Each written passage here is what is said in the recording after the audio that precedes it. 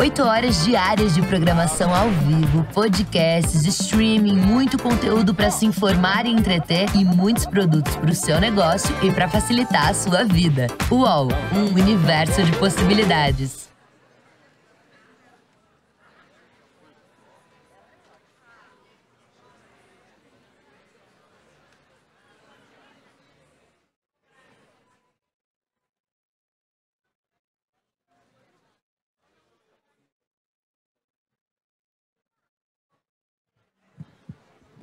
Boa noite, gente. Boa noite, Praça Charles Miller.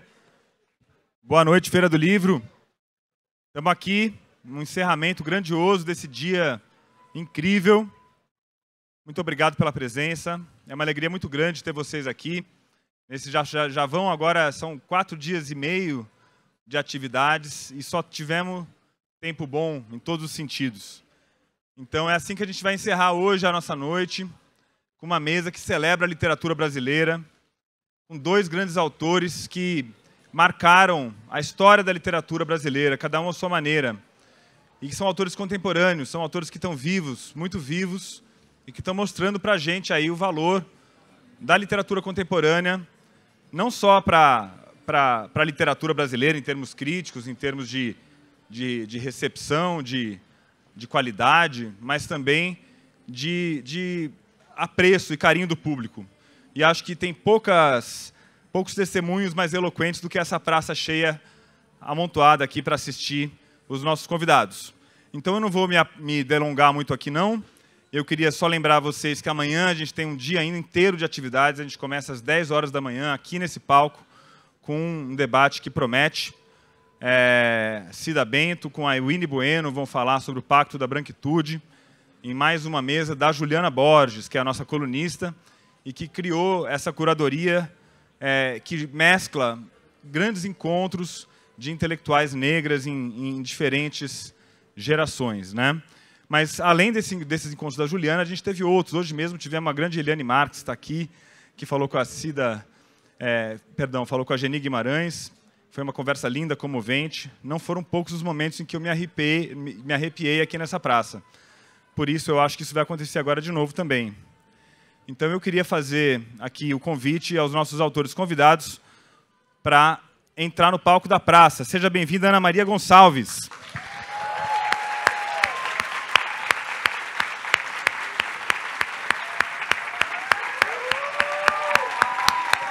Obrigado. Por favor.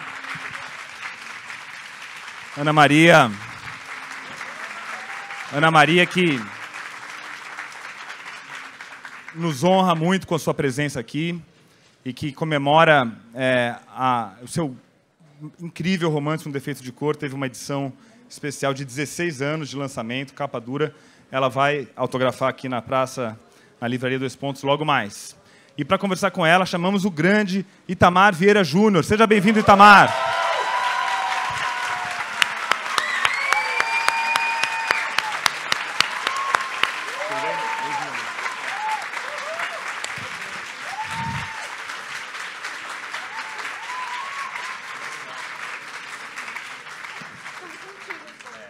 Esse encontro é um grande acontecimento, hein? E não teria uma pessoa melhor para fazer essa mediação do que a Adriana Ferreira Silva, nossa querida repórter, colaboradora da 451. Obrigado. A Adriana tem feito um trabalho fundamental. Ela tem assinado quase todo mês reportagens incríveis sobre literatura na 451. E tem uma coluna no jornal Nexo também, então convido vocês a ler. Adriana, estamos nas suas mãos. Muito obrigado, viu? Muito obrigada. Obrigado. Que emoção, gente. Boa noite a todas, todos, todes.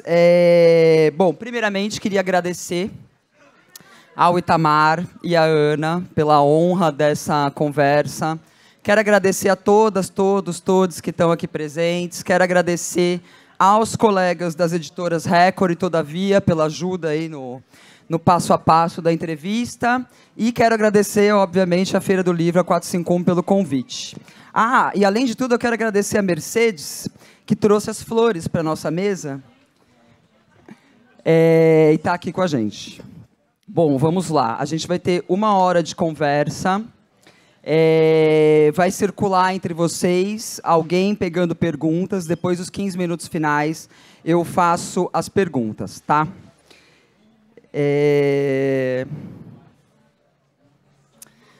Eu fiz aqui um preâmbulo para falar dos dois, que começa falando que a gente está ao lado de 2 dos mais importantes autores da língua portuguesa deste século.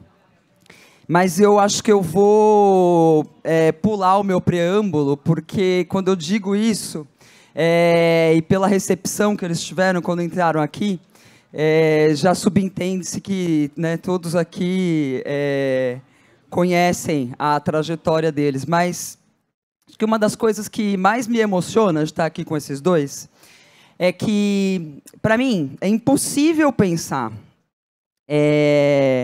que personagens de Um Defeito de Cor, como a Quendê, a Claudina, a Esméria, o Tico, a Adeola, entre tantos outros heróis e heroínas que aparecem no livro da Ana, eles, inevitavelmente, quando eu penso neles, eu penso também na Belonísia, na Bibiana, na Luzia, no Moisés, no Mundinho, porque eles são todos de uma mesma família. Eles vêm todos de um mesmo lugar. E, pensando nessas histórias todas, as histórias de Torturado, os personagens de Torturado, do novíssimo Salvar o Fogo, de Um Defeito de Cor, e depois buscando eles para conversar, o Itamar, ele me disse assim, eu quero que a gente faça uma noite muito bonita, vamos celebrar a obra da Ana. E aí ele me falou, a Ana foi quem abriu caminhos para todos nós, né? Então, Itamar, eu queria começar contigo, falando como é que foi para você descobrir a obra da Ana? Qual é a sua relação com O Defeito de Cor? Boa noite a todos. Muito contente de estar aqui, dividindo esse espaço com a Adriana, com a Ana Maria. Não é a primeira vez que eu e a Ana dividimos um palco. Estivemos em Salvador há 4 anos, antes da pandemia. Eu tinha acabado de lançar Torturado e a Ana, essa pessoa maravilhosa, né, me acolheu de uma maneira muito... Eu ali, um estreante, e ela me acolheu de uma maneira muito maravilhosa e foi muito importante, muito interessante dar o pontapé inicial naquela minha jornada com o livro, quando o livro sequer era conhecido, mas ao seu lado, Ana, eu queria te dizer isso. E eu queria também dizer que a obra da Ana chegou para mim num momento muito importante. Eu sempre fui leitor, eu tenho dito isso, né, em muitos lugares. Às vezes eu fico com receio de estar me repetindo, porque quase todo mundo pergunta as mesmas coisas, mas, enfim, vocês estão aqui. E eu, sempre como leitor, eu tive um contato muito interessante com a literatura brasileira, a literatura escrita na primeira metade do século XX. Essa literatura falava intimamente comigo, com o lugar de onde eu vinha, né, com as estruturas sociais e raciais desse país, ainda, claro, sem o letramento que nós temos hoje. Mas a obra da Ana chegou para mim um pouco depois que foi lançado, assim, uns 2 anos depois que foi lançado o romance, e, de fato, foi algo transformador, porque eu vinha de leitura de uma literatura brasileira de qualidade, mas que estava muito concentrada, Ana, assim, nesse eixo Rio-São Paulo, tratando dos dilemas e dos problemas de uma classe média branca, e tinha poucas referências. A Conceição Evaristo já tinha lançado Ponciá Vicêncio, mas eu ainda não tinha contato com a obra da Conceição. Vim ter depois, contato depois da obra da Ana. Mas, assim, ler Um Defeito de Cor parece que caiu assim como algo muito poderoso mesmo. Assim. É dizer, nossa, é essa história que eu quero narrar, é essa história que eu quero contar, é a história que faz sentido para mim, é a história que trata das dores e dos dilemas dos meus ancestrais, né? O lugar que eu ocupo na sociedade, o meu corpo é atravessado por isso. Ou seja, para mim foi muito importante. E daí eu vou falar sem nenhum... Não é porque eu estou ao lado da Ana Maria, Mas eu falo isso, eu até perguntei a ela hoje, um pouco antes, eu disse, Ana, sua orelha não coça, não? Muito. Porque todo lugar que eu vou, e a gente inevitavelmente volta a esses temas tão importantes, né, no país. Acho que estamos, pela primeira vez na nossa história, a gente vem debatendo isso publicamente, e é muito importante. Eu digo, eu sempre falo, e sempre me pedem sugestões de leitura, e eu digo, leiam Um Defeito de Cor. Se vocês querem... Bom, se a gente quer conhecer a história da escravidão, se a gente quer conhecer a história que moldou esse país, a gente pode ir aos historiadores, cientistas que têm pesquisado isso. Eu lembro muito do João José Reis, lá da Universidade Federal da Bahia, que é uma grande referência, e muitos outros. Mas se você quer adentrar as subjetividades das personagens, se você quer sentir um pouco o que foi viver aquele horror, leia Um Defeito de Cor. E eu fico muito feliz, Adriana, de estar aqui. Acho que é uma noite, na minha cultura, na minha família, na minha comunidade, a gente sempre reverencia aqueles que vieram antes. Os mais velhos, aqueles, não que Ana seja tão mais velha do que eu, mas a gente reverencia aqueles que vieram antes. E eu reverencio Ana, mas eu também estou reverenciando Kendê, que veio muito antes de Belonise e Bibiana, ou seja... Eu gostaria que essa fosse uma noite para a gente celebrar muito essa obra, que é o romance mais importante escrito no Brasil neste século, no século XXI.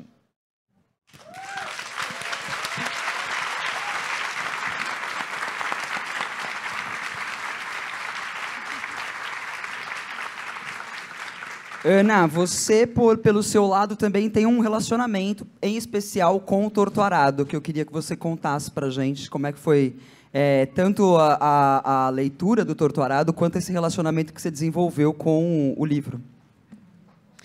Primeiro, boa noite a todos, todas, todes. Obrigada pelo convite para estar aqui. Obrigada pelas tuas palavras mais do que generosas, Itamar. Para mim é uma honra dividir essa mesa com você. Obrigada, Adriana, pela apresentação. Obrigada pela presença. Eu acho que a gente... o livro Espera aí, eu estou me enrolando toda, né? Mas já vou começar. Há algum tempo, um grande amigo virou para mim e me disse, quando eu estava meio perdida, um pouco depois da publicação do Defeito de Cor, há uma cobrança muito grande, né, da gente, dos outros, o próximo livro, o outro livro, a continuação, blá, blá, blá. E eu lembro que um amigo me disse, Ana, vá buscar as tuas coisas onde as tuas coisas estão. Não adianta você ir buscar em outro lugar. E eu acho que é exatamente isso que o Itamar está falando aqui, né? Dessas histórias e dessas personagens que fazem completo sentido para a gente, né? E eu acho que a obra do Itamar faz, para mim, um grande sentido, como exatamente sendo uma continuação da história que eu conto em O Defeito de Cor. Né? Essas personagens que estão lá no livro, se a gente for pesquisar, né? Se a gente for pensar... qual seria o futuro delas, onde é que elas estariam hoje, né? Eu diria que elas poderiam estar dentro de um livro do Itamar, né? Dentro de umas histórias. Essas histórias que você vai buscar no lugar onde as suas histórias estão. Né? E eu acho que isso que faz a obra ser tão verdadeira, né? A obra tocar tanta gente, num lugar onde as coisas de vocês também estão.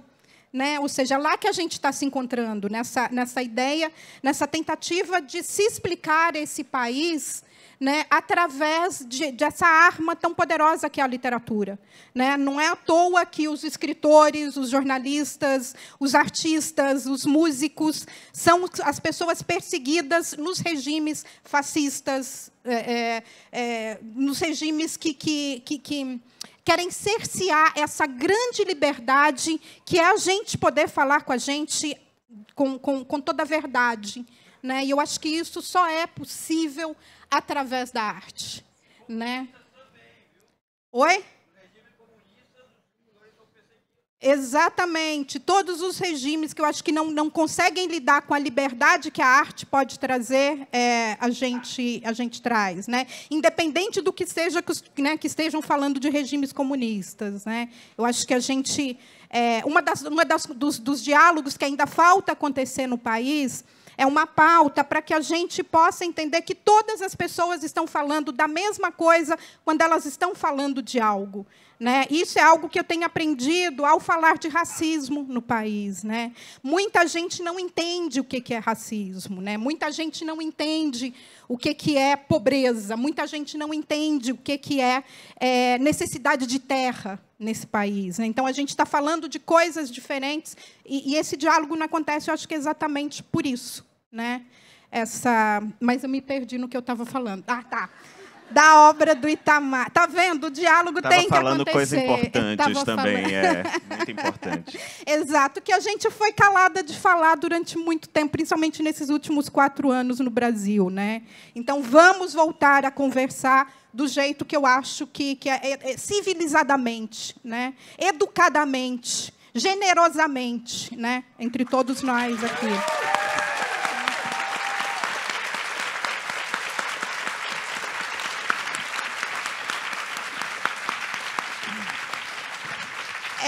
Mas eu quero falar do Tortarado. Né? Eu tive o grande sorte, o grande prazer de, há uns 3 ou 4 anos... Eu sempre confundo com o tempo dos anos pandêmicos. Né? Parece que é mais. Cada um né? deles valeu 20. Exatamente. Trabalhar com a Cristiane Jatahy, né? Não sei se vocês já conhecem a obra da Cristiane, grande dramaturga, artista brasileira. A Cristiane tem uma trilogia para falar sobre o Brasil, para falar sobre o país. E na terceira peça dela, da trilogia, chamada Depois do Silêncio, é uma peça em que ela trabalha a junção do Tortarado com Cabra Marcado para Morrer, do Coutinho. Né? E eu trabalhei como colaboradora com ela nessa peça, que está circulando pela Europa já desde o ano passado, né, fazendo um grande sucesso, né, e levando esse imaginário, né, não acho que nem imaginário, essa realidade brasileira também, né, para os palcos europeus. Assim. Então, foi muito rico, Itamar, reler o Tortarado dentro desse contexto, né, juntando com o Cabra Marcado para Morrer, do Eduardo Coutinho, que é uma obra que eu acho que marcou muito uma época, né, e é muito atual também hoje em dia. Né? Então, assim, foi muito enriquecedor, né, trabalhar, ou seja, colaborar com a Cristiane nesse momento e nessa nova releitura, nessa conversa com o Tortarado. Assim. Né? Então, obrigada pelo teu livro, né? Obrigada pela tua disponibilidade também de andar esse país, né, falando de literatura e trazendo tanta gente para a literatura. Eu que agradeço, Ana. Né?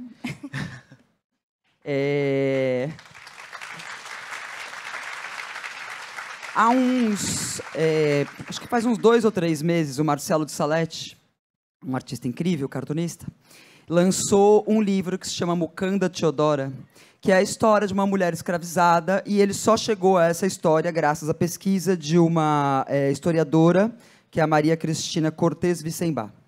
E numa conversa com o Marcelo e com a Maria Cristina, ela falou ali...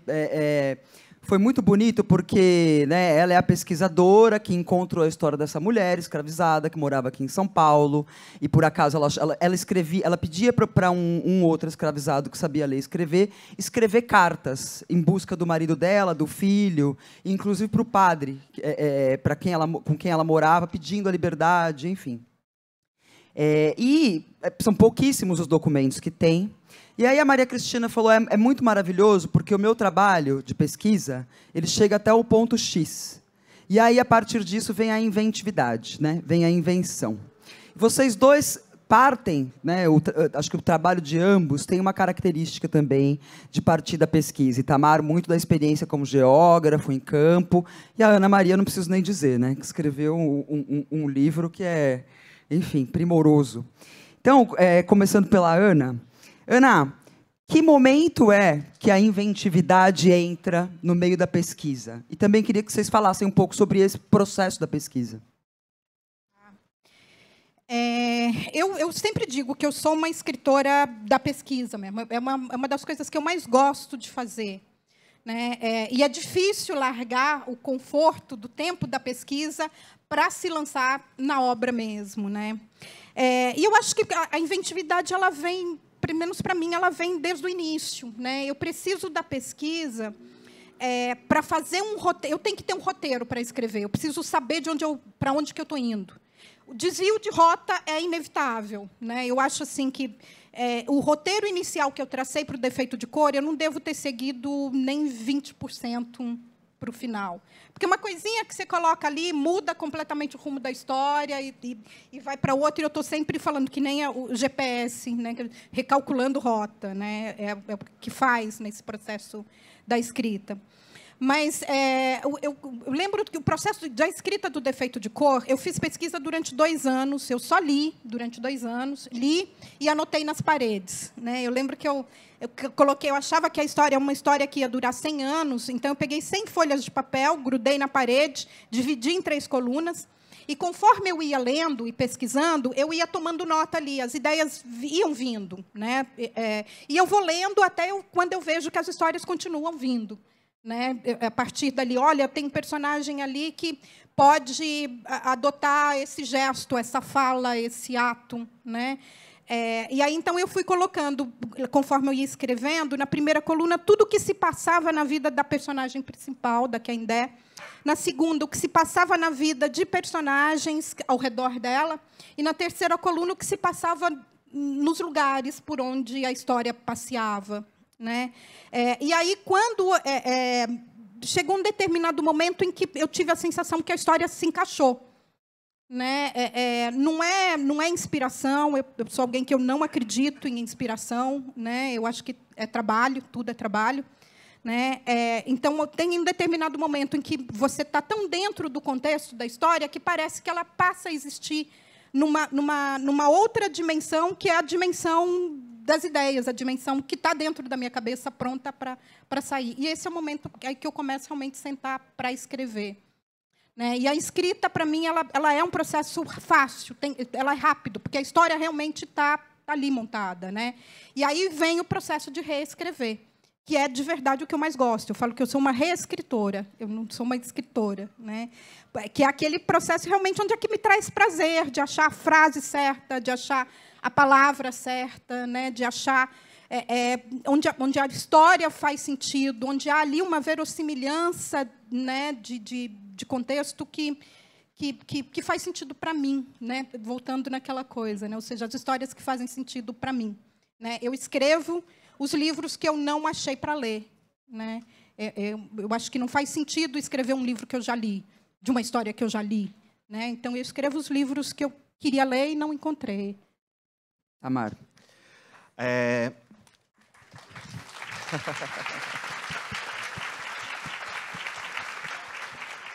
Eu acho que o meu processo é bem parecido com o da Ana. Claro, eu sou servidor público há 17 anos, então, no momento, eu estou de licença, mas eu tive contato com o mundo real, né? Com esse mundo vivo do campo do Brasil. Né?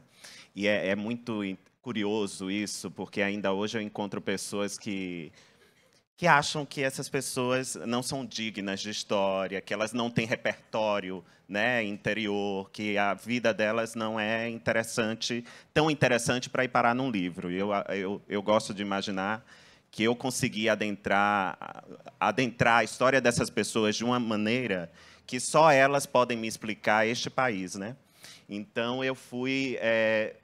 Neste processo, no caso de Torto Arado, eu mergulhei, assim, fiz uma imersão mesmo na Chapada Diamantina por causa do meu trabalho. E ali eu pude conhecer o Jaré, mesmo vivendo na Bahia, com toda aquela diversidade, né, religiosa, eu não conhecia o Jaré. Então, eu pude conhecer o Jaré naquele momento. Eu fazia um estudo, eu estava fazendo doutorado e eu era orientado por uma antropóloga. Então, toda a minha leitura vinha da antropologia. E aí eu consegui, foi bem interessante, porque eu consegui estabelecer uma associação muito profícua entre a antropologia e a literatura. Porque na antropologia, aí eu vou falar das etnografias clássicas, né? Vai lá o Malinowski, o Lévi-Strauss, o Felipe Descola, vão para as comunidades, passam um grande tempo lá, às vezes aprende aquela língua, né, a língua da comunidade, passam 3 anos para depois poder escrever sobre aquelas pessoas. claro, a partir do lugar que eles ocupam, mas, ao mesmo tempo, sem julgamentos, né, tentando trazer à tona a vida daquelas pessoas. E, na literatura, a gente faz isso, Ana, também. Há uma pesquisa que antecede, né, toda a escrita. No caso de Salvar o Fogo, minha pesquisa teve muito voltada para o papel da igreja como instituição definidora, né, fiadora da colonização e da escravidão. A igreja, para a gente ter uma ideia, no século XIX, era a maior detentora de escravizados do Brasil, a Igreja Católica. E isso mostra assim, que hoje a gente absorve tudo isso como se fosse uma coisa dada, num determinismo, sem criticidade, e a gente não olha para o passado, né, para poder definir muito bem as coisas que fazem parte do nosso presente. Então, eu fiz uma pesquisa, né? Claro, muita coisa antes, mas depois que eu faço a pesquisa, aí eu faço uma imersão, eu me recolho nessa aldeia interior, na aldeia que há dentro de mim, né? Então, as personagens estão aqui, as histórias estão aqui, eu preciso conhecê-las para poder contá-las. Tanto que eu brinco, eu digo, meu trabalho é como de um antropólogo mesmo, só que da imaginação. Eu faço uma etnografia da minha imaginação para poder escrever. E, a partir daí, eu acho que a imaginação é esse elemento que é definidor da possibilidade da literatura. Eu penso em nós, histórias como as nossas, as que nos interessam. Essas histórias foram sabotadas, né? Foram soterradas pela história violenta do Brasil. E daí vivemos um momento em que a gente tem agora certeza que a imaginação, mesmo a gente sabendo que a imaginação, ela pode nos restituir a possibilidade de uma história que nos foi arrancada de uma maneira brutal. Então, escrever Um Defeito de Cor é nos restituir a possibilidade de uma história que a gente não teve direito de conhecer da maneira que deveria conhecer. Escrever tanto Torto Arado, Salvar o Fogo, os contos que estão lá em Doramal Odisseia, da mesma maneira, a imaginação está restituindo uma história que faz parte da minha linhagem familiar e que, pela brutalidade do destino da nossa vida aqui no Brasil, ela me foi arrancada. Então, o meu exercício como escritor é restituir no plano da imaginação essas histórias para mim mesmo. E é muito bom saber que essas histórias vão encontrar o corpo dos leitores e pode significar algo para eles também, né?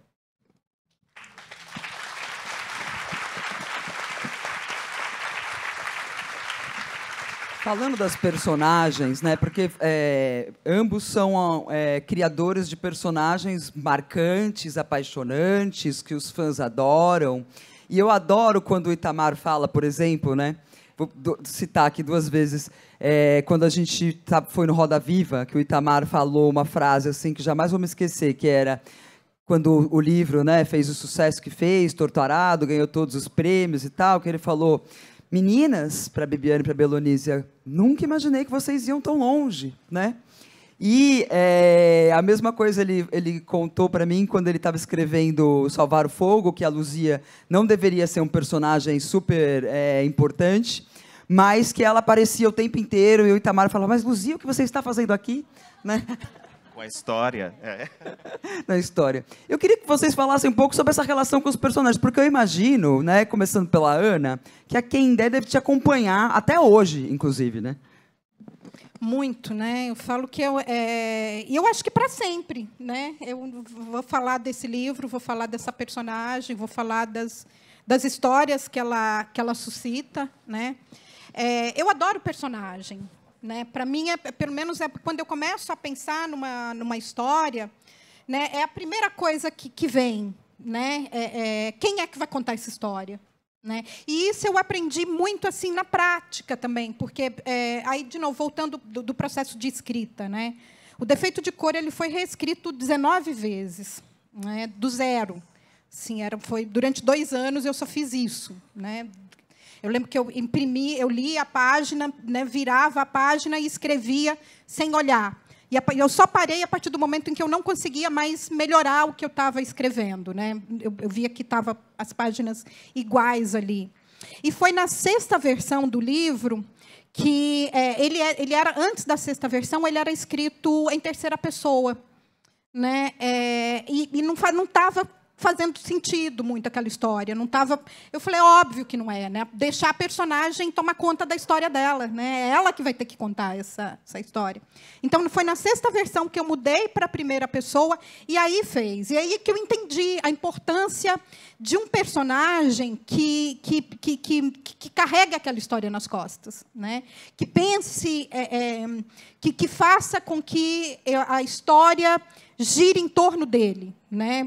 Eu gosto muito desses personagens que não é a quem a história acontece, né? Que eu acho que é o caso das personagens do Itamar também, né? Ou seja, a história não está acontecendo com eles estão fazendo a história acontecer, né? E é isso que faz com que sejam inspiradores, ou sejam adorados, ou odiados, ou enfim. Mas é uma lance de você não conseguir ficar indiferente, porque é alguém que está tomando uma determinada ação, né? Então, para mim, é muito... Ou seja, eu escrevo a partir de personagens, a partir do momento em que fica para mim mais ou menos claro quem é que vai contar aquela história, né? E aquela história, o gênero vai ser definido a partir dali, a musicalidade da história vai ser a partir dali, né? De quem está narrando, de quem é que tem voz dentro dessa história, né? E isso que eu acho que enriquece, leva a gente a coisas do tipo, eu lembro que eu ficava completamente louca, né, conversando com os personagens do Defeito de Coro o tempo inteiro, né? Eles estão e aí você fala, nossa, a hora que você está na rua, você está o tempo inteiro pensando na história, né? Você fala, olha, aquele gesto ali eu posso usar para determinado personagem, uma fala que você ouviu, né? Uma história que alguém está contando, uma música, né? Tudo leva para o personagem. A gente meio que para de ter uma vida própria, né, para viver a vida dessas pessoas que acompanham a gente. Tipo, a Quem Der foi durante 5 anos. E depois, quando eu terminei o livro, foi um luto de quase 3, até eu conseguir superá-la. Né? Até eu falava, gente, era um vazio muito grande, levantar e não ter que contar a história dela, não ter que viver no mundo dela. Né? E isso era tão real que eu lembro que eu fiquei em Salvador durante o primeiro parte da pesquisa, depois eu fiquei 10 anos fora e voltei a morar em Salvador 10 anos depois. Eu não conhecia a cidade. Né? Eu falava, gente, esse prédio não estava aqui. O pessoal estava, porque eu andava na cidade procurando a Salvador do século XIX, onde os meus personagens moravam. Né? Assim, eu não tinha ideia do que era essa cidade de agora. Né? Eu lembro que eu chegava, eu fazia uma listinha um dia, eu ia para o Pelourinho e falava, eu preciso arrumar casa para 5 personagens. Né? E andar no Pelourinho e falar, olha, essa pessoa pode morar aqui, esse personagem vai morar aqui. Lembro que eu batia na porta da casa das pessoas, principalmente ali na Rua do Carmo, onde uma parte importante da história aparece. Eu falei, deixa eu olhar como é que é a divisão da casa. Assim, e muita gente, às vezes, as pessoas deixavam. E eram as casas que eu descrevia, né? Porque, para mim, era com quem eu vivia, era com as pessoas que me ouviam, né? Ali no processo de escrita. Tamar. As personagens, eu já aboli esse termo há muito tempo. De vez em quando eu sou convidado para dar uma oficina de escrita. Eu acho que nem dou oficina nenhuma, é mais uma troca mesmo, com quem já tem interesse de escrever. Né? Então, e aí eu aboli isso, eu digo, não tem criação de personagem, eu não estou criando personagem. A minha relação com as personagens é de aprendizagem. Então, elas já existem nesse plano imaginário, né? Eu vou encontrá-las e, a partir desse encontro, eu vou aprender muito com elas e isso vai se tornar narrativa. Então, as personagens elas surgem, para mim, nesse contexto, né? De imaginar uma história, de imaginar a vida delas. Sempre me perguntam, e você escreve um livro sobre um tema? Você pensa num tema e vai escrever sobre esse tema? Eu digo, nunca. Para mim, quem surge são as personagens, e a vida delas carregam a história da vida de qualquer pessoa. Né? A minha história, a sua história, a história da Adriana, de muitas pessoas, é atravessada por muitas questões, né, que, aos poucos, vão surgindo. Então, essas personagens elas surgem para mim dessa maneira, e é a partir disso, desse encontro, que vou criando um sentido para a narrativa. No caso da Bibiana e da Belonísia, e do Zeca Chapéu Grande eram personagens que já me acompanhavam desde a adolescência. Assim, o momento que eu quis contar essa história, eu deveria ter 16 anos, e eu cheguei a escrever uma parte dessa história que não deveria valer nada, depois perdeu, né? Enfim. Elas surgiram naquele contexto. Acho que muito pela história da minha família, história de vida, essa relação. Eu tenho 4 irmãos, né? Então ali está a relação de irmãos, de irmãs com idas e voltas, né? Aquelas relações normais entre irmãs. E aí, mas elas me acompanharam durante anos, né? Muitos anos, até que eu pudesse contar essa história. No caso de Salvar o Fogo, vem a história de Moisés, que espelha muito a história do meu pai, espelha um pouco a minha história. Mas aí também tem a história da Luzia.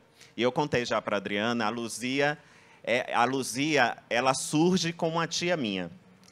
Minha tia Belita, que nós chamávamos de Belita, quando eu era criança, quando Belita faleceu, eu era criança, eu deveria ter entre 5 e 6 anos, mas eu ainda lembro muito bem da imagem dela, de uma mulher baixinha, com uma corcunda nas costas, que não teve filho, não casou, né? E viveu o tempo todo num quartinho, e quando morreu, deixou um travesseiro de herança.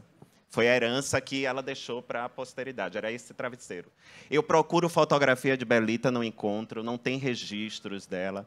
E mais tarde, eu vim saber, assim, quando eu já tinha mais idade, que Belita foi lavadeira da Igreja do Bonfim, lá em Salvador. Então, ela lavou roupas lá da Igreja do Bonfim, cortina, estolas. E essa imagem dela era tão forte, né, dessa mulher, com aquele cabelo crespo, trançado nas costas, que, quando a Luzia surgiu, eu disse, a Luzia é o espelho da tia Belita, né? É a imagem dessa mulher. Claro, a vida de Luzia é toda preenchida por imaginação. É imaginação, mas o corpo da Luzia é o corpo de Belita. Então, é como a Ana falou, a gente dorme e acorda pensando nas personagens. E eu acho que é isso que me interessa como autor, né? Porque acho que todo leitor também já experimenta um pouco desse intercâmbio de vidas, intercâmbio de planos de vidas, né? E a gente lê porque a gente tem consciência que a nossa vida não basta, que a gente quer experimentar a vida dos outros. E quem escreve é da mesma maneira. A gente tem essa consciência, minha vida não basta, e eu quero experimentar a vida das personagens. E experimentando a vida das personagens, meu horizonte se alarga, a minha compreensão de mundo se alarga, a minha própria história ganha sentido. E essa compreensão é que define aquilo que eu desejo fazer e o que eu quero fazer hoje, né? Que é escrever, porque eu tenho essa consciência de que minha vida é muito pequena perto do que pode ser. E a literatura tem me preenchido de mundos, de vidas e de sentidos. Maravilhoso. Tem uma... Como é que é? Tem uma... Itamar Assunção, teu xará, sim, né? Sim. Tem uma música dele, acho que é Vanguarda Paulista, que ele fala, né? Que ele fala que é quando ele conta quando ele chegou a São Paulo, né? E ele diz que quando ele aqui chegou, todas as músicas que ele ia gravar já estavam dentro dele. E eu acho que talvez é isso, né? Às vezes eu tenho a sensação de que essas personagens trazem para mim uma familiaridade tão grande com as histórias que elas estão contando, que a sensação meio é essa, né? Ou seja, essas histórias já estão dentro de mim. O que essas personagens vão fazer é me ajudar a contá-la, né? Ajudar a trazer. E isso tento estar dentro de mim porque é uma história da ancestralidade, né? Sim. Não é uma história que está começando agora, que está contando agora. Eu estou vindo de gerações e gerações de pessoas que vão trazendo dentro delas as suas próprias histórias e que, de alguma maneira, são transmitidas para mim, né? E nesse universo, eu preciso de gente para me ajudar a contar. E essa gente... esses personagens que a gente vai criando aí no momento, e que não nos né? deixam mais. Depois, isso que a Ana falou, que ela viveu um luto, foi bem interessante. Meu editor está ali no meio.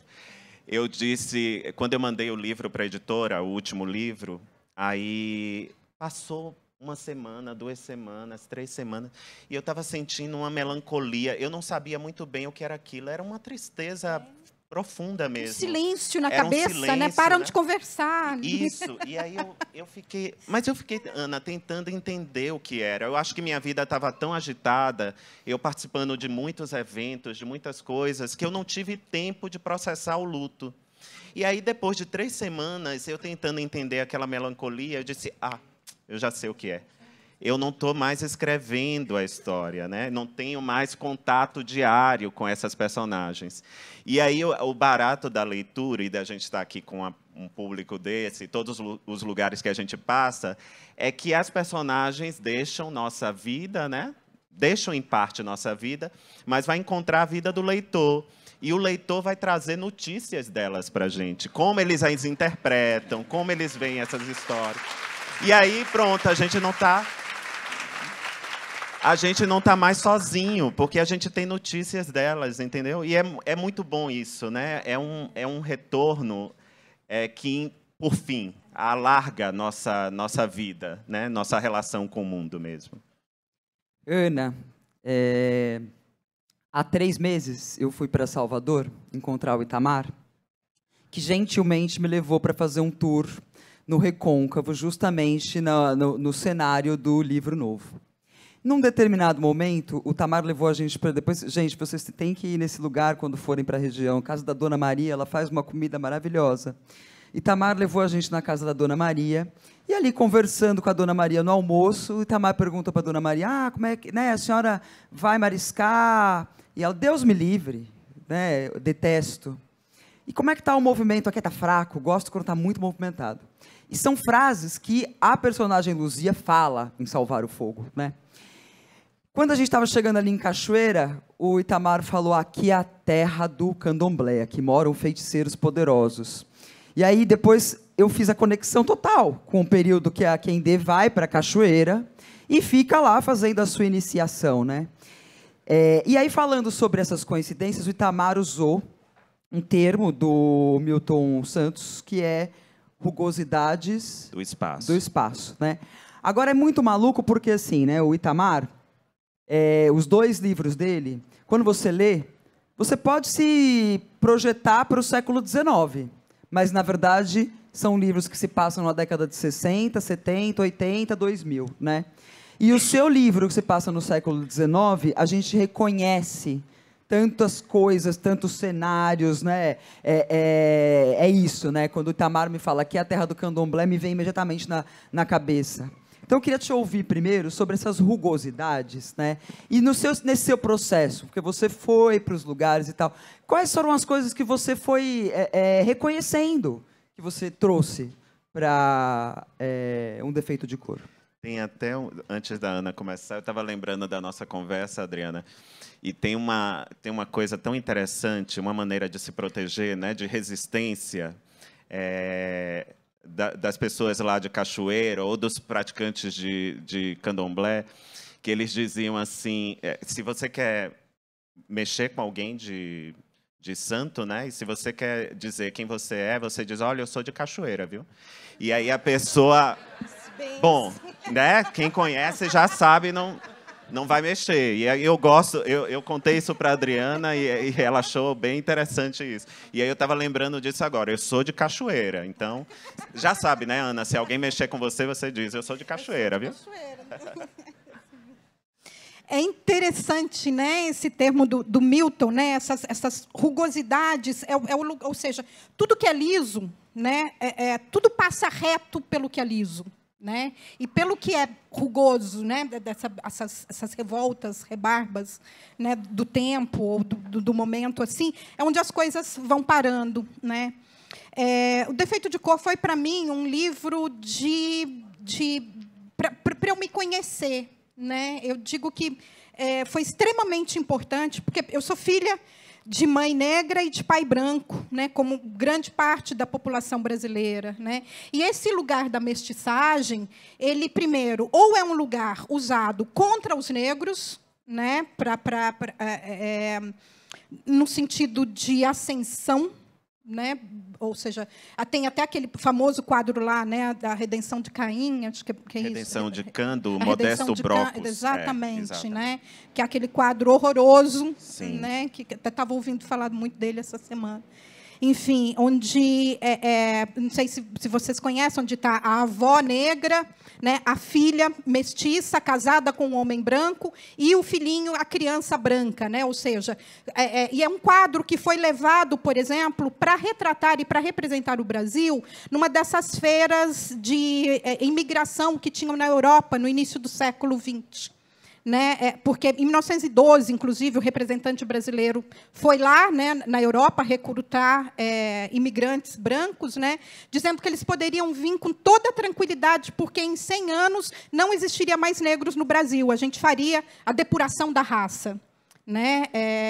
Ou seja, né, hoje não teríamos mais negros nenhum, né, de acordo com, e até com a ideia desse quadro, né, ele foi encomendado mais ou menos exatamente para isso. Então, é o lugar onde eu me achava, e o lugar de onde eu falava, eu sou negra, as pessoas viravam para mim e falavam, não, você é clarinha, não fala isso não precisa contar, né, como se estivessem me elogiando, né, de eu não estar nesse lugar.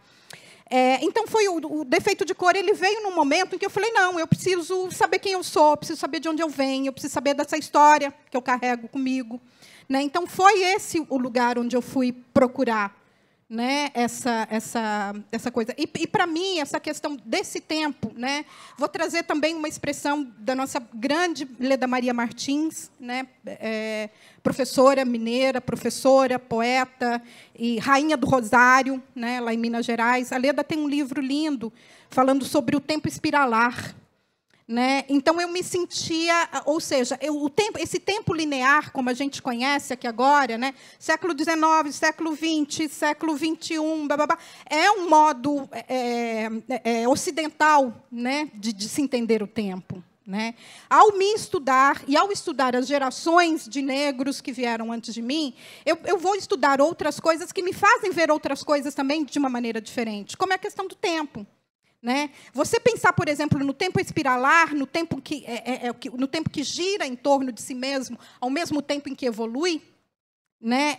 Ou seja, toda a história que para mim interessava naquele momento, né, para eu me entender como mulher negra no Brasil, meio que estava passando e girando ali em volta de mim, me levando para esse lugar de contar essa história. Né? Então, assim, é óbvio que ao voltar para trás, né, eu estava encontrando quem eu seria naquele momento, né, naquela volta do tempo, né, e não necessariamente aqui agora. Eu acho que isso criou para mim, não só como artista, mas como pessoa, né, uma nova forma, uma forma muito diferente e muito interessante de estar no mundo, né, porque eu acho que o que você vê não é um recorte de alguém ou de alguma situação que você está se relacionando naquele exato momento. Né? Você, ao entender esse tempo como esse movimento espiralar em volta de algo, você consegue entender um recorte. Um recorte não, ou seja, uma luz, né? um holofote que vai tanto para trás quanto para frente. Né? E isso, para mim, é muito importante para estar trabalhando agora. E para estar vivendo esses tempos que a gente está vivendo agora também. Né? Ou seja, esse presente, para mim, ele é muito confundido com o passado e com o futuro. Né? Então, ou seja, entender o que aconteceu para não levar, enfim... eu acho que é isso, né? Ou seja, eu não estou vivendo aqui só nesse momento, né? A minha história começa lá atrás, desde o momento, pelo menos a história em que eu me sinto tocada por ela, né? Desde o momento em que algum ancestral meu foi raptado em África e trazido como escravo aqui, né? Tem um livro muito lindo da Johnny Brand chamado A Porta do Não Retorno, né, em que ela fala muito disso, né, dessa porta, né, em que muitos eram obrigados a passar em África, e elas existem mesmo, né, como porta física, né, em alguns lugares da costa da África, né, e que eles achavam que os escravizados, ao passarem por aquela porta, iam virar uma tábula rasa que poderia ser moldada no novo mundo, né, e que isso isso criaria uma nova história para eles, né? Ou seja, então a minha vivência ainda está lá nessa porta, né? Ela está ancorada nesse lugar, né? Onde algum ancestral meu passou por ali, né, achando que viria a viver uma nova história aqui no Brasil. Então, é a partir desse momento em que eu me conto, né? Eu sou um acúmulo, né? Como ancestralidade, a gente sempre pensa, por exemplo, em ancestralidade como avós, bisavós, como passado, mas não, né? Ancestralidade é acúmulo de experiência, né? Eu sou um acúmulo de todos os seres com quem, de alguma maneira, né, algum antepassado meu conviveu para chegar até aqui, né? Esse acúmulo de experiência, acúmulo de vivência, acúmulo de história, né? Então, eu consigo transitar nesse lugar, nessas rugosidades e nesse espiralamento desse tempo.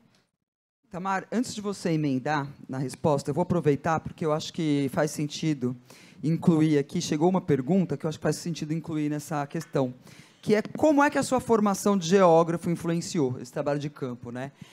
E para mim ficou muito claro quando eu estava circulando com você ali pelo Recôncavo Baiano. Então... Vez ou outra, essa questão vem, né? Volta. Vem e volta. E é interessante porque, não sei, a gente costuma pensar as atividades, as atribuições que a gente tem, né? Todo o nosso acúmulo de conhecimento que a gente construiu aqui nesse momento, sem contar os que vêm de muito antes, né, Ana? Como se fossem coisas compartimentadas, que vivem apartadas, né? E eu sinto que tudo que eu aprendi, seja na geografia, na sociologia, na antropologia, na filosofia, é parte do que eu sou, né? Então, quando o Itamar escreve, ele escreve a partir desse acúmulo de conhecimentos que ele tem. A geografia me deu um aporte interessante na escrita. Eu comecei a entender que a paisagem, que o mundo é também personagem nas histórias. Então, eu já não penso numa paisagem como um palco onde as personagens estarão ali dialogando e ali atrás há apenas um cenário morto, um cenário sem vida. Eu penso no mundo como parte da história, né? Esse mundo, o Ingold aqui chama mundo-tempo, esse mundo vivo, né? Onde as montanhas continuam, elas não estão lá paradas, elas continuam crescendo. Quem tem um pouco de conhecimento sabe. A cada ano, o Everest cresce 8 centímetros. Isso mostra que não é imutável, ele está lá se modificando, está crescendo. Da mesma maneira, os oceanos estão aumentando o seu nível. Esse acúmulo de experiência me fez entender que as personagens transitam num espaço, num mundo que também está vivo. E acho que isso confere à narrativa um olhar, uma dinâmica que, para mim, faz todo sentido também. Maravilha. Vocês são representantes, como eu disse aqui no começo, né, 2 dos maiores autores de língua portuguesa, do cenário contemporâneo. A Ana escreveu um livro de 1000 páginas, que o ano passado, né, teve uma edição comemorativa dos 16 anos maravilhosa, belíssima, que está aqui, com um trabalho, né, acompanhado de um trabalho incrível da Rosane Paulino. Luxo. Luxuosa. Eu sou privilegiado, porque eu tenho as duas já. Eu tenho a anterior e tenho essa. Orelha da Cidinha. O Itamar, por sua vez, vendeu 700 mil cópias de Torturado, gente. Já vendeu 40 mil de Salvar o Fogo. São 2 potências populares, muito populares, e a prova disso né, todo mundo que está aqui. E aí eu queria começar ouvindo a Ana, que abriu, né, como disse o Itamar, a Ana abriu um pouco desse momento que a gente está vivendo da literatura. Ana, como é que era o cenário quando você chegou? Eu não conhecia muito bem, não, né? Talvez até não tivesse entrado se conhecesse, enfim. Porque, assim, eu nunca tinha escrito. Eu sou publicitária de formação. Eu me orgulho muito da leitora que eu sou, né? Isso, eu leio muito desde muito cedo, desde muito criança. Né? Tive a sorte de ter uma mãe leitora e na minha casa ler era muito orgânico, né? Uma coisa que fazia muita parte do dia a dia e era muito prazeroso, assim, né? Mas aí, ou seja, então eu não tinha ideia do que era o mercado. Eu não parei para pensar. Eu precisava escrever aquele livro, era a única coisa que eu sabia, né, que eu tinha que fazer assim, né, e dediquei 5 anos da minha vida, né, só para isso. Foi só o que eu fiz durante 5 anos, assim, né? Então, e ter noção do que era aquele momento e do que era depois. A gente está falando do ano 99, 2000, que foi quando eu comecei a pensar, né? Discussão racial no Brasil estava ali ainda muito, ou seja, já era grandiosa, como é desde muito tempo, mas dentro dos movimentos negros, né? A gente não tinha, talvez, o alcance que se tem hoje, né? E a gente avançou bastante, tem muito a avançar, mas eu acho que avançou já bastante, né, nesses anos. E uma das coisas assim que eu fiquei, que eu soube depois, foi uma pesquisa, eu até esqueci o nome da pesquisadora, terrível.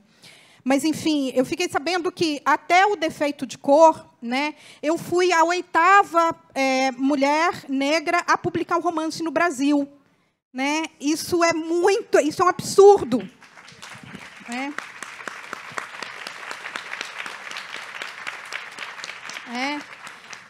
E esses números assombram a gente demais, né?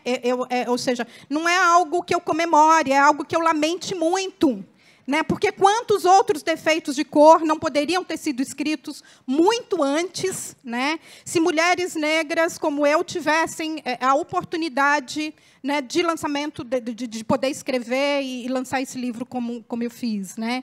E aí, do Defeito de Cor até 2016, que eu acho que é quando termina a palestra, o trabalho dela, né, mais 17 autoras lançaram. Então, ou seja, alguma coisa aconteceu.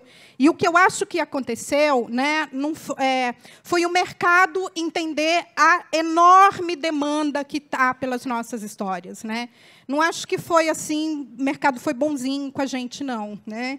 Começou a publicar mais autores negros, mais autores indígenas, mais mulheres, mais literatura LGBT. Não é porque é bonzinho, não, e acha que tem que incluir. É porque traz dinheiro, né? Traz dinheiro porque tem um público, né?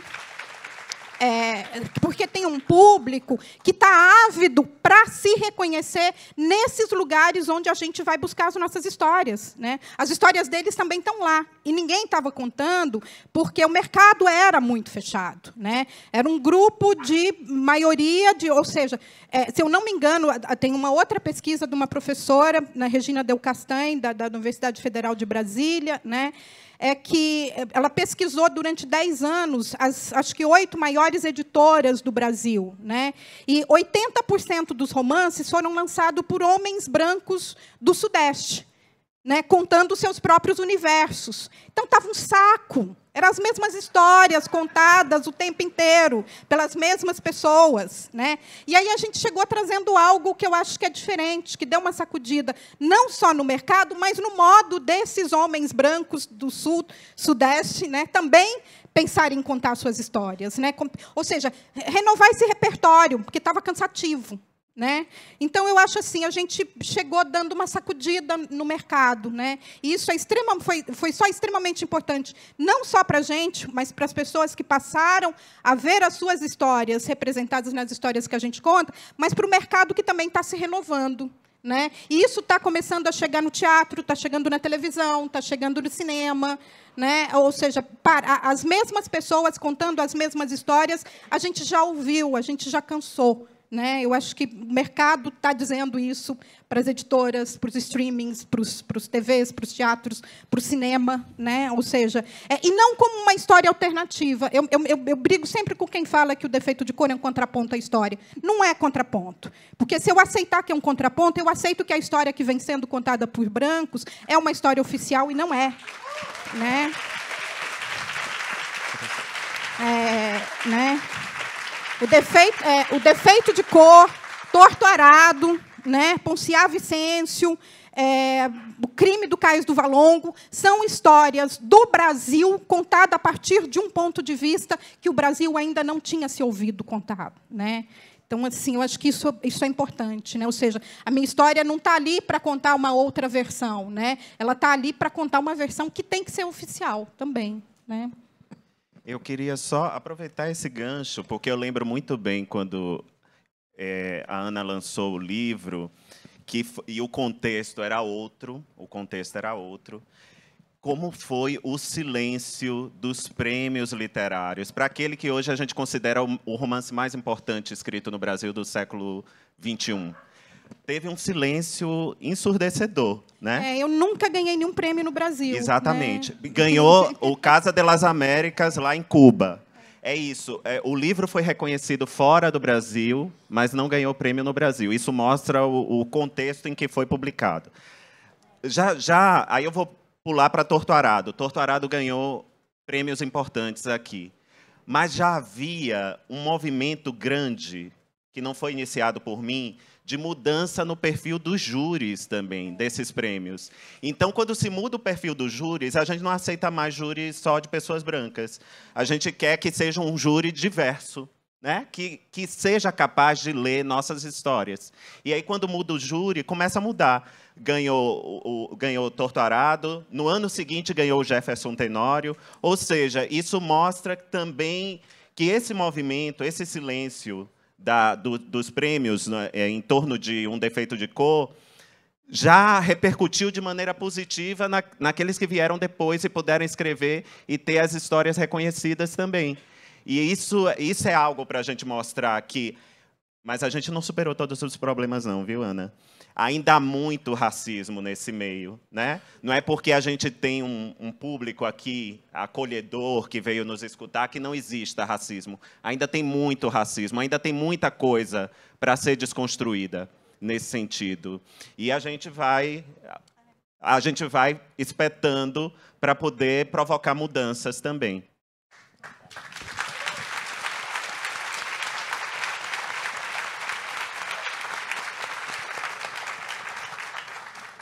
A gente chegou naquele momento que a nossa 1 hora deu. Passa muito rápido, né? Mas a gente ainda tem 15 minutos. Eu vou mesclar porque a minha pauta é imensa, obviamente. Eu ainda tenho um monte de coisa para perguntar para vocês. Mas eu acho que tem uma coisa bacana que está na minha pauta e que eu vou emendar aqui, que é uma pergunta que chegou de Adiel e Luísa. Que a pergunta é especificamente para a Ana, sobre Um Defeito de Cor ter sido escolhido como samba enredo, mas eu queria que ambos falassem sobre esses produtos que vêm da obra de vocês, porque é peça, é filme, é exposição. Então, queria ouvir o Itamar, quando a gente estava indo para o Recôncavo, falou que tinha ficado emocionado quando ouviu o Rubel, por exemplo, né? A música que ele fez inspirada em Torto Arado. Então, eu queria ouvir vocês, né, tanto sob a perspectiva da emoção que é vocês verem a obra criar vida própria, se desdobrar, seja com os leitores, o relacionamento que eles têm com os personagens, mas também em outras criações, como vem acontecendo com a obra de vocês. Uau, eu acho que ainda não caiu a ficha do que representa, assim, para quem não sabe, ainda O Defeito de Cor é tema da Portela no ano que vem, né?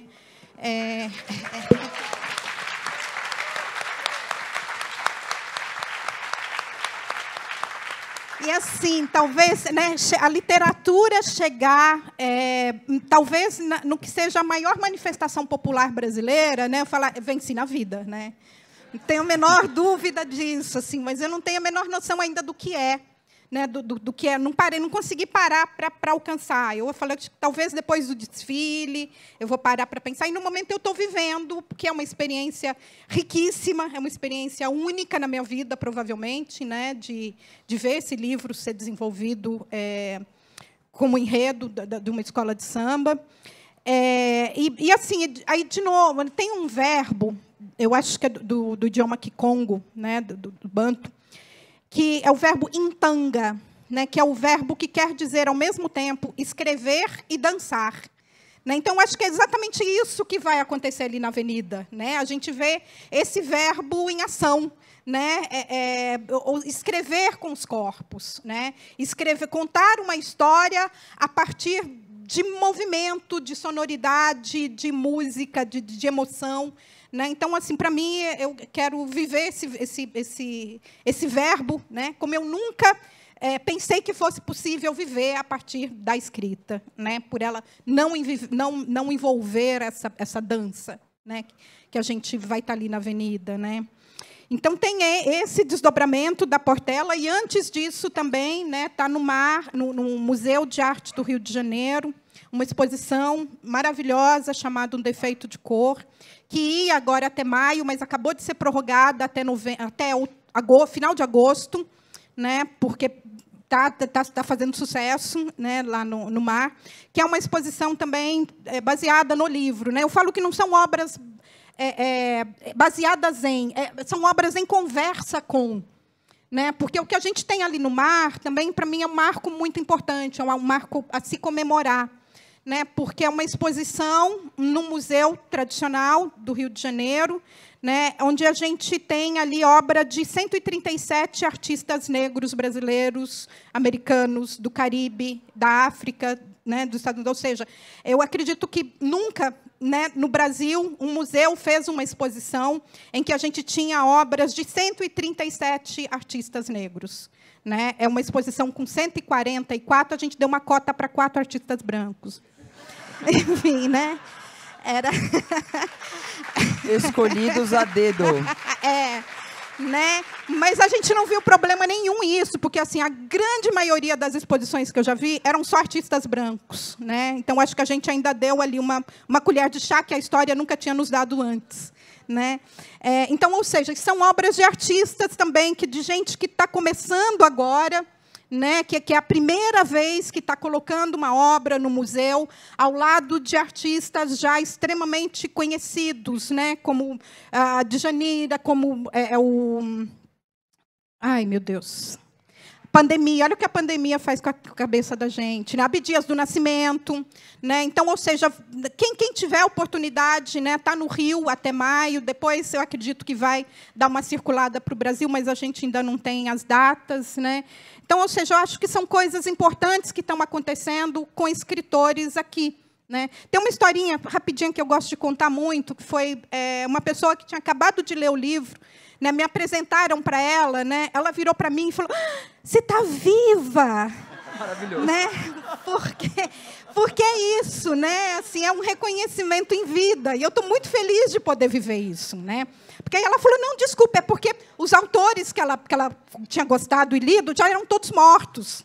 Né? Então, assim, eu estou muito feliz de estar viva e estar vivendo esse momento, né? E de estar sendo essa ponte, né, para isso que o Itamar acabou de falar, né? Ou seja, quem veio antes de mim, com certeza, encontrou muito mais dificuldades, né? E eu acho assim que é obrigação, é missão, é um estar consciente nesse mundo, né? Fazer com que as próximas gerações tenham um caminho mais fácil do que o que eu tive. Né? Então, acho que isso ajuda, né? Esses tentáculos que a obra vai abrindo em conversa com outras pessoas. Até porque, né, a gente só conseguiu porque os que vieram antes também enfrentaram muita coisa, né? E a gente soube valorizar isso e levar para frente também. Conta Sim, tem muitas novidades, né? Sobre as adaptações, né? A adaptação que eu pude ver foi a que a Ana participou. Eu estive em Viena ano passado para assistir a adaptação Depois do Silêncio, baseado no romance, no documentário do Eduardo Coutinho. Fiquei muito feliz com o resultado, né? Sempre uma interpretação. E engraçado, Ana, que essa história mudou a vida de algumas pessoas. Tem uma das protagonistas do espetáculo, a Cristiane Jataí, conheceu quando foi fazer o reconhecimento na Chapada Diamantina. Ela me encontrou em Salvador e seguiu com o marido para a Chapada para fazer imagens, o reconhecimento do lugar. E ela passou por uma comunidade quilombola e lá encontrou uma artista que nunca tinha saído da comunidade quilombola, mas que guardava aquele desejo de ser atriz, que é a Gal Pereira. E a Cristiane teve essa sensibilidade de ver a potência de que é aquela artista e disse: "Você não quer experimentar, fazer preparação de corpo comigo lá no Rio?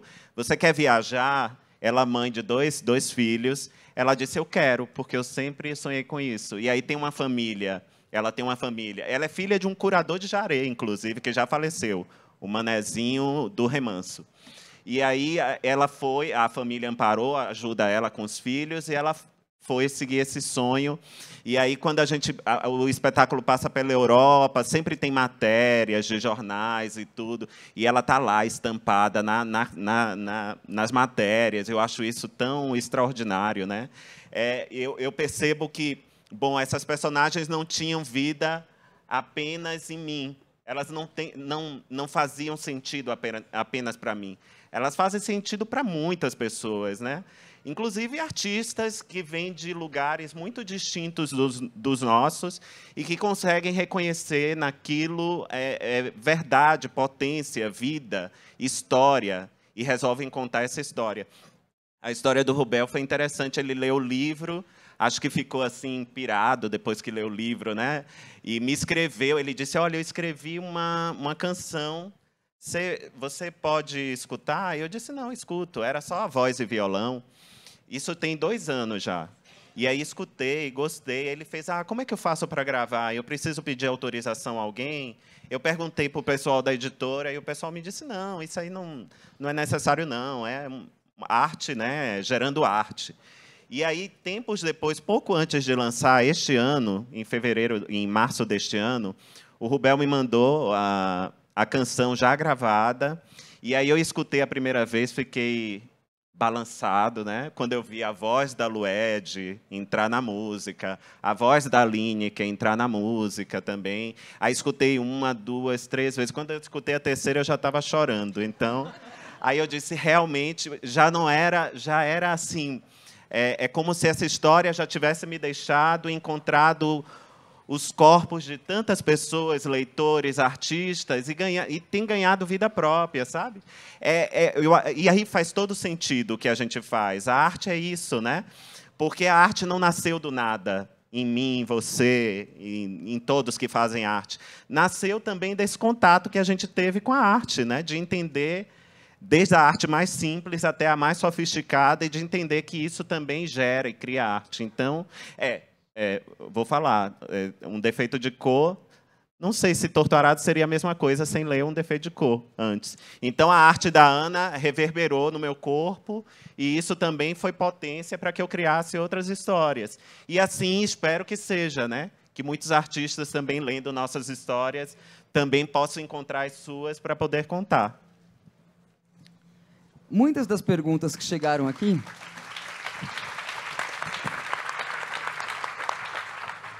vocês já responderam, e depois eu entrego para vocês as outras, tá? Antes da gente se despedir, recados importantes. Ana Maria e Itamar vão autografar os livros, ali na 2 pontos, até somente às 10 horas da noite. Lembrem-se que tem muitos coleguinhas querendo autógrafo, então controlem-se na hora da selfie, para a fila andar. Um livro por pessoa, exatamente. Só pode 1 livro por pessoa. Ana e Itamar. Na orelha da nova edição de Um Defeito de Cor, a Cidinha Gonçalves escreveu... Cidinha da Silva. Cidinha da Silva. Misturei a Ana com a Cidinha.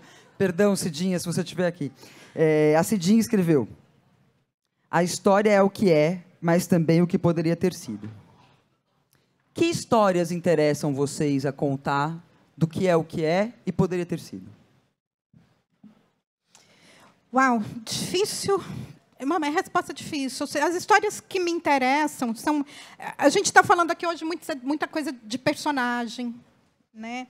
Então, o que me interessa ler e ver e ouvir, por exemplo, são histórias de personagens e de pessoas com as quais eu me importo. Né? Seja para o bem ou para o mal, eu quero que a pessoa se dê bem ou que ela se ferre, mas, enfim, né? Eu me importo, eu quero saber o que vai acontecer com aquela personagem. Né? E as histórias, de novo, as que me interessam escrever ou contar, né, são essas histórias que eu nunca ouvi. Né? São essas histórias que eu queria ver compilada ali em algum lugar e não está ainda, né? Então, essas que me interessa trabalhar com elas por aí, né? Tamar. Eu acho que o Brasil é um país tão diverso, né? A nossa história é uma história... Eu sempre penso nisso, Ana. Claro que a gente fala da violência, né? A Sueli passou pela feira e fez uma fala tão importante. É um país que ainda vive apartado, né? É um país... Às vezes eu sinto Às vezes eu sou muito otimista, outras horas eu tenho tanta revolta. Eu lembro da Nina Simone, no ápice da revolta, dizendo que a solução seria ter 2 estados. Né? Mas isso não é que vai ser aplicado na realidade. É que, às vezes, é de enlouquecer mesmo. Né? As coisas são muito duras. Mas eu vejo que, pensando de uma maneira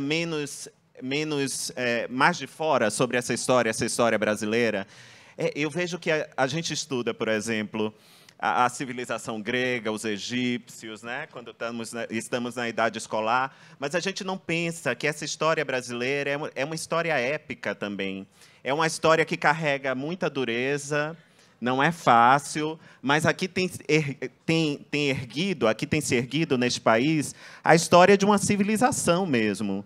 Então, eu tenho essa impressão de que há muita história soterrada. Um país com essa diversidade cultural e étnica, só os privilegiados poderiam contar suas histórias, encontrar meios de publicá-las, e os demais ficavam à parte. Então, este é um momento novo. Eu vejo é tão profícuo que parece que a literatura brasileira, nos últimos anos, começou a entrar de novo há décadas, eu acho que não acontecia, passou a entrar na lista de best-sellers, que só estava lá livros, né? Dan Brown, a J.K. Rowling, Autoajuda, etc. Porque este é um momento muito profícuo mesmo da nossa literatura. Tem muita gente escrevendo, acho que a partir dessa perspectiva, encontrando leitores, vendendo livros, ou seja, é um momento muito interessante da nossa literatura. Mas o que me interessa são essas histórias invisibilizadas, que foram soterradas pela violência desse país, pela própria violência da colonização, da escravidão, essa violência que ainda reverbera em nosso cotidiano, porque parece que a gente está falando de colonização e escravidão, é algo que está no passado. Esse habitat colonial ainda está entre nós. Vivemos a sobrevida da escravidão.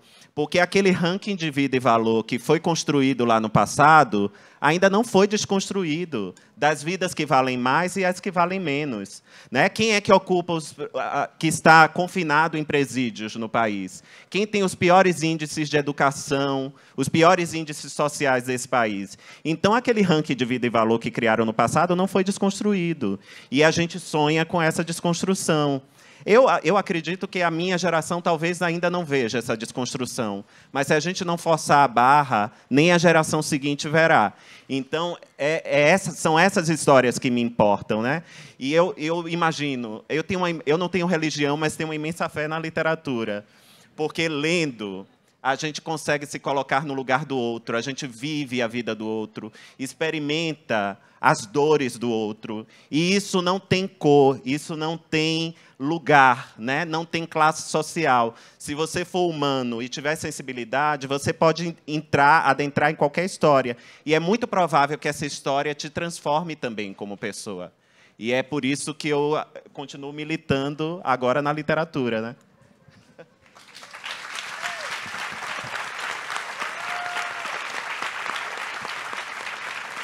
Gente, muito obrigada por estar aqui com a gente nessa noite tão especial. Agradeço ao Itamar e à Anne. Por favor, palmas, né? Muitas palmas.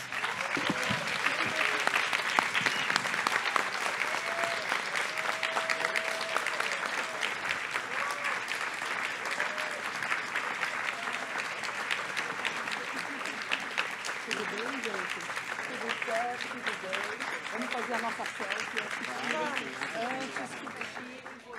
Peraí. A câmera é, Joe.